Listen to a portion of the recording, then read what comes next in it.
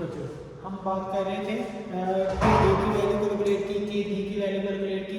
अगर हम इनको एक प्रोमिनेंट वैल्यू कैलकुलेट करने के लिए हम इसको पी के ए एंड पी के बी को भी कैलकुलेट करते हैं। मेन जो के ए की वैल्यू है उसका नेगेटिव लॉग ले लेते हैं। नेगेटिव लॉग लेंगे, negative log of dissociation constant of A set mean के ए, नेगेटिव लॉग ऑफ के ए इज नोन एज पी के। और नेगेटिव लॉग अगर हम के बी का लेंगे वो हमारे पास क्या हो जाएगा, पी के बी हो जाएगा। बच्चों ये लेते क्यों है, इसकी रीजन वाई पी के क्यों लेंगे, वजह के वैल्यू इज वेरी स्मॉल होती है, उसको एक होल नंबर में कन्वर्ट करने के लिए हम नेगेटिव लॉग ले लेते हैं। जो होल नंबर आता है उसे हमें अंडरस्टैंड करना आसान हो जाता है, ये एसिड स्ट्रॉन्ग है या वीक है। बच्चों अगर देखें रिलेशनशिप ऑफ पी के ए एंड पी के बी, और पी के ए और पी के ए का पी के ए के साथ, पी के ए अगर पी के इज इनवर्सली प्रोपोर्शनल टू के ए, अगर किसी के ए की वैल्यू लार्ज है, किसी के ए की वैल्यू लार्ज है, वो स्ट्रॉन्ग एसिड था। अब जिसके के ए की वैल्यू अगर उसका रिवर्स है, तो अगर पी के ए की वैल्यू लार्ज होगी तो इसका मतलब वो वीक एसिड है। अगर किसी के ए की वैल्यू स्मॉल आ रही है तो उसका मतलब वो स्ट्रॉन्ग एसिड है। जैसे हमारे पास हाइड्रोजन आयन की कंसंट्रेशन ज़्यादा थी तो उसकी जो पीएच की वैल्यू बन रही थी वो कम बन रही थी, इस वजह से कहते हैं ये स्ट्रॉन्ग एसिड है, क्योंकि उसकी पीएच की वैल्यू 0, 1, 2, 3, अगर किसकी ज़्यादा बनती है 7, 8 बनती है, 7 बनती है, 6 बनती है, 5, कहते हैं ये वीक एसिड है। ऐसे ही है ना कुछ सेम इसी तरह, अगर किसी के पी के ए की वैल्यू स्मॉल है स्ट्रॉन्ग एसिड, पी के ए की वैल्यू लार्ज है वीक एसिड।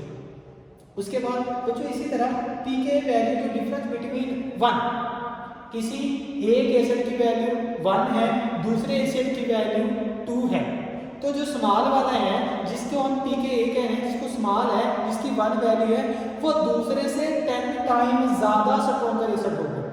मीन अगर हम कहेंगे कि हमारे पास ये एक HCl है, एक हमारे पास H2SO4 है, तो इसकी जो pK की वैल्यू 1 है, इसकी pK की वैल्यू 2 है, ये इससे 10 टाइम ज़्यादा स्ट्रॉन्ग एसिड है, ये कह रहा है। उसके बाद pKb में क्या है, नेगेटिव लॉग ऑफ Kb, तो ये भी इसका इनवर्स रिलेशन है। इसका भी सेम ऐसी है कि हमारे पास जो इसको कैलकुलेट क्यों करते हैं, तो आके इसकी वैल्यू स्मॉल होती है। अगर किसी sodium hydroxide and potassium hydroxide, इसके Kb की वैल्यू फॉर एग्जांपल 2 है, इसके Kb की वैल्यू 3 है, तो ये वाला जो Kb है, ये वाला Kb, ये जो बेस है, ये 10 टाइम ज़्यादा स्ट्रॉन्गर है, ये स्ट्रॉन्गर है इससे।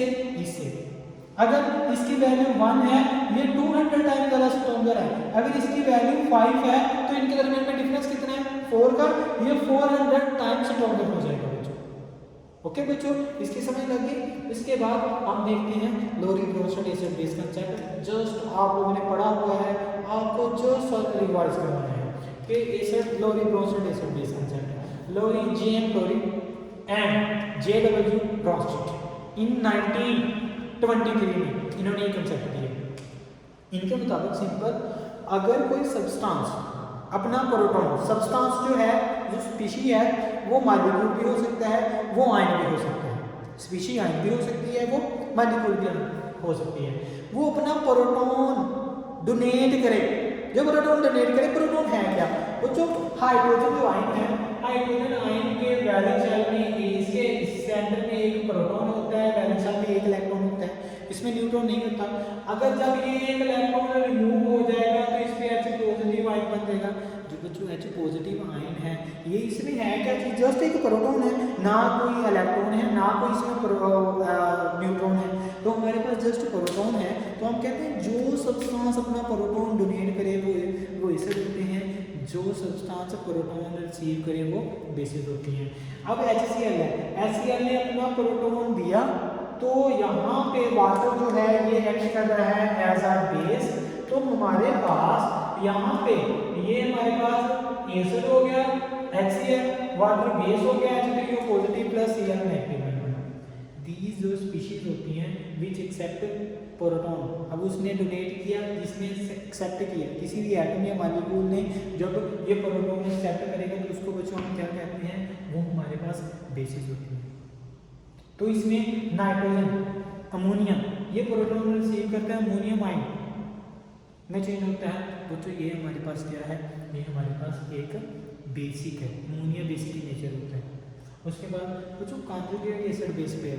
अब देखें कि ये एसिड है, पानी में डाल दिया बेस है ना, उसने अपना प्रोटॉन दिया, पानी ने रिसीव किया, ये एसिड हो गया, ये बेस हो गया। जब ये आयोनाइज हुआ तो इसमें नेगेटिव चार्ज आएगा, जब ये बैकवर्ड डायरेक्शन में आएगा, अब ये इससे प्रोटॉन रिसीव करके ये चीजें बनाएगा, ठीक है, ये बनाएगा ना। अब ये प्रोटॉन रिसीव कर रहा है, अब ये रिसीव कर रहा है, अब ये क्या कर रहा है, पहले ये एसिड का, अब ये प्रोटॉन रिसीव करेगा तो ये बेसिक के तौर पर एक्ट करेगा। अब इसको बेस को हम क्या कहेंगे, इसको कॉन्जुगेट बेस कहेंगे बच्चों। इसी तरह ये पहले रिसीव करके प्रोटॉन आया था, ये बेस अब ये डोनेट कर रहा है, इसको कहेंगे कॉन्जुगेट एसिड। लोरी-ब्रोस्टेड कंसेप्ट के अकॉर्डिंग अगर कोई ये हमारे पास स्ट्रॉन्ग एसिड है, स्ट्रॉन्ग एसिड है, तो उसका जो कॉन्जुगेट होगा वो उतना ही वीक होगा, उतना ही वीक होगा। अगर कोई वीक एसिड है तो उसका जो कॉन्जुगेट बेस होगा वो स्ट्रॉन्ग होगा। सेम इसी तरह जो अगर कोई स्ट्रॉन्ग एसिड है, स्ट्रॉन्ग बेस है, कॉन्जुगेट जो होगा वो वीक होगा। अगर ये जैसे वाटर वीक है, ये हमारे पास वीक बेस है और इसका जो कॉन्जुगेट H3 पॉजिटिव होगा ये स्ट्रॉन्ग होगा। यहाँ पे स्टेबिलिटी ज़्यादा होगी, ये नहीं टूटेगा दोबारा, इसका मतलब ये है बच्चों।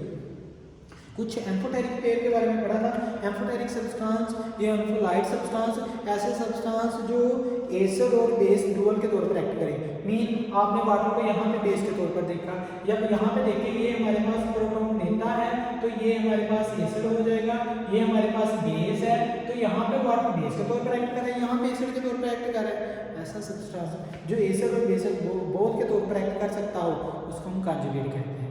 जैसा कि ये वाटर का मॉलिक्यूल है, वाटर का मॉलिक्यूल HCl में ऐड करेंगे तो बेस के तौर पर एक्ट करता है, वाटर के मॉलिक्यूल को अमोनिया में एक्ट करेंगे तो एसिड के तौर पर एक्ट करते हैं। एम्फोलाइट हो गया, ऐसे सब्सटेंस को एम्फोलाइट कहते हैं। इसी तरह NH3 अमोनिया है, जब हमारे पास ये प्रोटॉन देता है NH2 नेगेटिव में, ये बेस के तौर पर ऑर्गेनिक सब्सटेंस में ये करते होते हैं। और जो हमारे पास जो प्रोटॉन अगर ये रिसीव करेगा तो हमारे पास ये बेस के तौर पर एक्ट करेगा। ओके बच्चों, इसके मतलब अगर कोई क्वेश्चन है तो नीचे बताइएगा मुझे, और फिर अल्लाह हाफिज़।